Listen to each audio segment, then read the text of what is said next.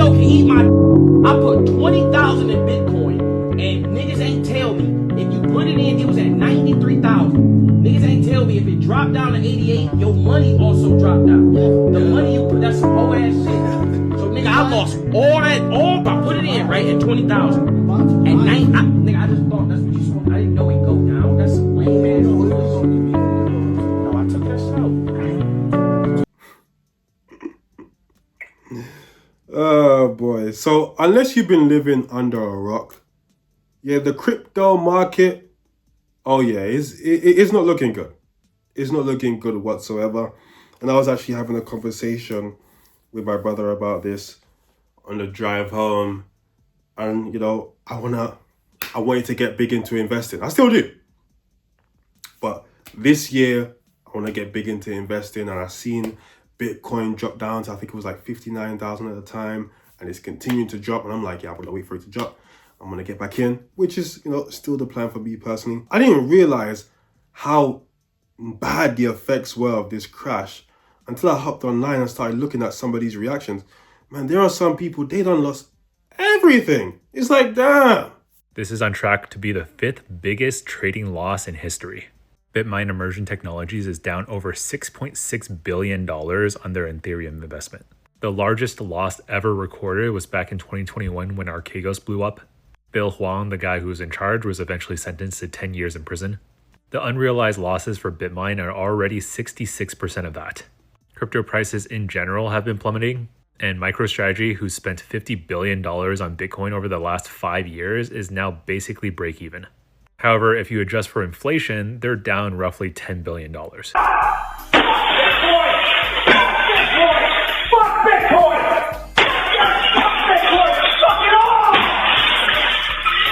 So I just lost over $100,000 in the last 48 hours. And if you also looked at your portfolio this morning, you probably almost had a heart attack as well.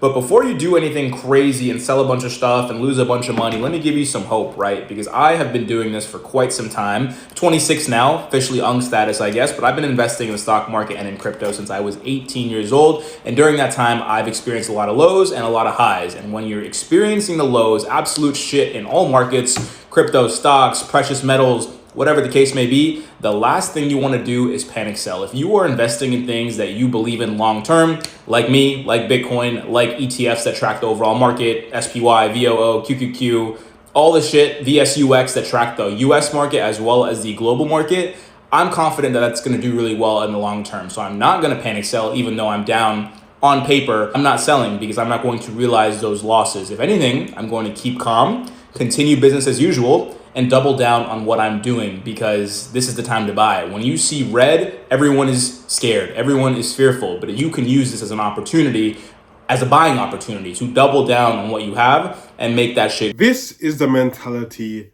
that most people should have, in my opinion, who are invested in stocks. Unfortunately, a lot of people don't know what they're invested in, so they see the price go down and they don't even know if they should have faith or not, because they have no idea. They've just done it because someone told them to do it, or they thought it was a smart thing to do. So they've put money in Bitcoin, it's gone down, and they're like, let me sell it before it goes down even more. And now you've just lost all your money. In reality, if you're confident and you know what you're doing, you should just wait it out. And also, I'll be real with you. A lot of trading is a mental game, right? You shouldn't have money in your Bitcoin account or your stocks and shares account that if you lost it, you'd have a heart attack. You shouldn't have that much money in there because you don't have that much money, right? So if you have 100K in your Bitcoin, you should probably have 2, 3, 4, 5 times that in like a regular savings account. Yeah, that's how it should work in reality. A lot of people though, they put 10 grand in a trading account. Man, that 10 grand gone up to 100 grand, and they just leave it there.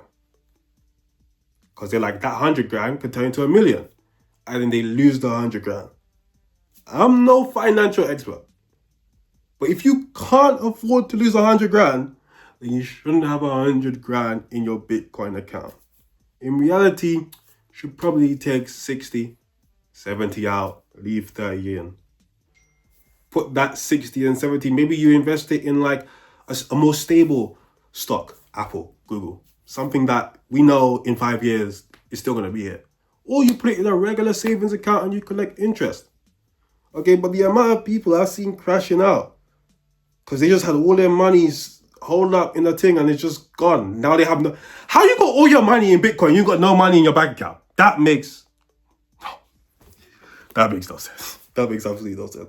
Bitcoin and crypto continues to go down. Where should you start to accumulate? Is now the right time to buy, or should you be holding out? This is the value area we have been speaking about now for a little while. We've obviously had a sharp sell-off, about 55% drawdown from the top, but it's not unusual to see these dips, in crypto, right? If we look there, 55% from the top to bottom. We saw this the last cycle as well from 2021, right down the bottom here, down 70%. Bitcoin has these retracements, right? It is a highly liquid leverage asset, and this is where we are looking for this value range. This is the 200-week moving average, okay? Bitcoin, we believe, is going to continue to fall down further. 58,000 is currently roughly the range of this 200-week moving average, and we will sit here for a little period like we did back in 2021. This is the value range to be accumulating and DCAing into Bitcoin. Moment of transparency. Y'all, I was really going through it yesterday. I was crying to God because I literally lost 300%. Well, I was down 300% in the stock market. Yeah. So if you didn't know, I'm like...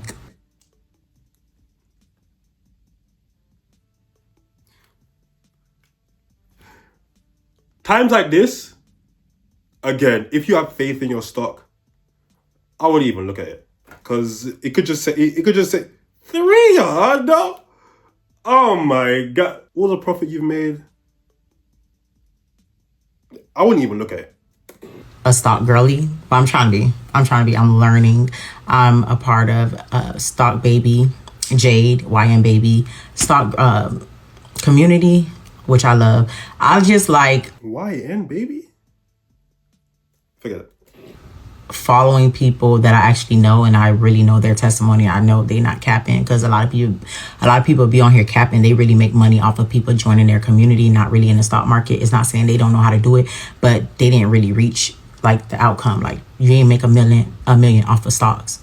You ain't make $500,000 off of stocks, and you around here trying to teach and charging people arm and leg for a group. But nonetheless, anyways, so yesterday I went and I bought a put, and I'm like, okay, the day before yesterday I bought a put and it was supposed to expire on Friday. Me being, I'm gonna say greedy, it went green, but it was like a $10, like maybe 10% up. Like, I was like, no, I think it's gonna go more down, because earlier in the week I took out so soon and I only profited like maybe $200, and that $200 actually went up to $1,400. So I was like, okay, I'm thinking smart. I'm not gonna pull out too soon. So that was my mindset. Y'all, that thing went up. Remember, I bought a put, meaning I'm thinking it's gonna go down. That thing skyrocketed up and stayed there. I was down, and when you're over 100%, it starts eating at your buying power. So it makes, what am I going to invest in now? You ate up my money. When I tell you, I was so discouraged. But then I went to the Faith Hustle event, and there were like multimillionaires there, and they were speaking about their testimony about how God like just turned their life around financially. And it's just like, it's not even about the money, but the purpose. It's about you serving other people. Faith Hustle? It's not about the money though. I mean, look, you can technically put God in everything, but and it's just like, God would never leave you without. I mean, I don't know. I feel like there's a lot of people on this planet without. I don't. Who am I? Right? Who am I? Right? I'm out here just hunting demons, but I don't think God has like a vested interest in the stock market. You know, I don't know. And remembering that, because God has me in this season where I really have to depend on him, y'all. When I tell you, when I get out of this season, I can't wait to tell y'all my testimony. But I'm always gonna be transparent with y'all. Y'all, I'm going through a season of drought, and it can be discouraging, because it's like God has literally brought me to the end of myself, where it used to be so hard for me to ask people for help, where I've asked people for help and I've gotten help, and I'm so appreciative and grateful. But sometimes you have that shame lingering over you, like, oh my gosh, I just want to be able to do these things for myself like I used to. And then for a moment, I'm like, started like, wow, when I was in the world, I used to be so like ambitious and I just knew how to get it. And God had to quickly remind me of Lot's wife, looking back at the old, like, yeah, you may think that was something back then, but imagine what I'm trying to bless you with now. You thinking $10,000 a month or $20,000 a month is so much. But imagine if I bless you with $100,000 a month. That's where I'm trying to take you. But first, I have to build up the character in you. I have to build up the work ethic, the discipline in you. Are you trading while broke? That would be an absolutely terrible move if that's what you're doing, okay? Is all this, you're talking about seasons and... Are you not up and you're trading? That would be incredibly silly. You're not even investing, you're trading. Again, silly. Bitcoin's doing really shitty. I heard it's like down like crazy. Sell off, massive sell off. Yeah. Why? Why? Well, in my view, there's a few reasons why. Number one is, there's a lot of ETFs out there that are proxies for Bitcoin, right? And what does that mean? An ETF, that means they're buying Bitcoin, like IBIT. And putting it into the ETF. Well, you're buying an exchange traded fund that tracks, the price of Bitcoin, and like IBIT actually buys the Bitcoin, Okay. right? So you were thinking the initial view on that was you have all these other different vehicles out there to bring in more liquidity into the Bitcoin market, more buying, so it keeps the price up or drives the price up. Now all these ETFs are negative outflows. More money is going out of the ETFs than coming in. That's why all the ETFs are getting slammed right now. So that whole idea of the ETF as being, and an alternative means for liquidity and demand into the Bitcoin market is gone upside down. It's being a negative effect right now, number one.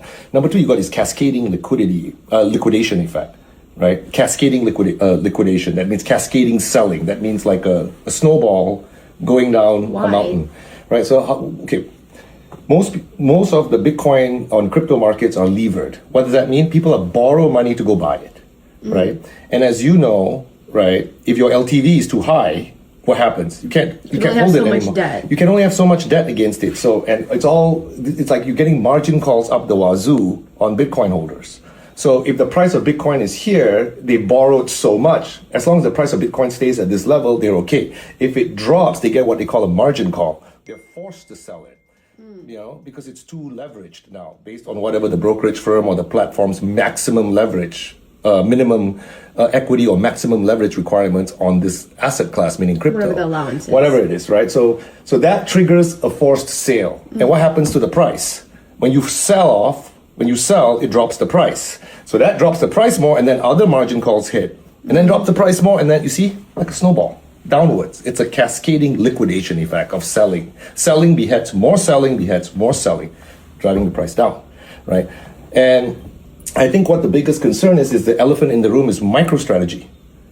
MicroStrategy used to be a software company. Today, it's just a leveraged Bitcoin holding company. All it does is raise capital, buy more Bitcoin. And what MicroStrategy used to do is it would raise capital, buy more Bitcoin price goes up. Can go raise more capital, sell more stock, issue more convertible debt, and then buy more Bitcoin, driving the price up. That's gone the other way right now because the market forces are so strong, it can't even prop up the price. MicroStrategy can't prop up the price of Bitcoin. The big risk with MicroStrategy is because it's a levered Bitcoin holding company, right? If Bitcoin keeps tanking, it might get to a point all its convertible note holders. So how it raises money is it says, hey, give me money, I'll give you a convertible note. I'm not going to service the debt. I'm not going to pay you interest. One day I'm going to convert the money you lent me into equity in my company, into stock in my company. That made a lot of sense for people when you thought Bitcoin prices were going to go that way. Bitcoin prices go down this way, they might be forced to convert all their debt holders into equity, and what is those people going to want? They're going to want their money back, right? And then you're going to MicroStrategy is going to have to be forced to sell its huge Bitcoin coffer, which is going to do what? Drive the prices down even more. That's the elephant in the room, to me. You got to watch out for. And today they're talking about, they have earnings, MicroStrategy, so we'll see. I don't know how it's going to pan out, but it doesn't look good. Look, we have to be honest. It's not looking good right now. There are a lot of people who are celebrating like the death of cryptocurrency. I don't think that's the case. I think this is kind of what happens, right? Especially with these things that are fairly volatile. Goes up, goes down. Do I think it's the end of Bitcoin? No. Do I think it's the end of cryptocurrency? No. It will bounce back. When? Who knows? It is looking dark right now, man. It is looking dark right now. There are a lot of people who are going through it.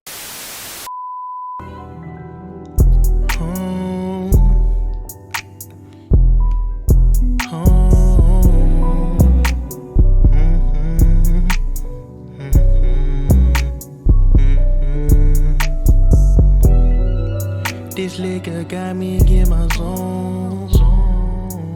Now I'm blowing up your phone. Blowing weed, smoking the ozone. I just can't let this go. This liquor got me in my zone. Now I'm blowing up your phone. Blowing weed, smoking the ozone.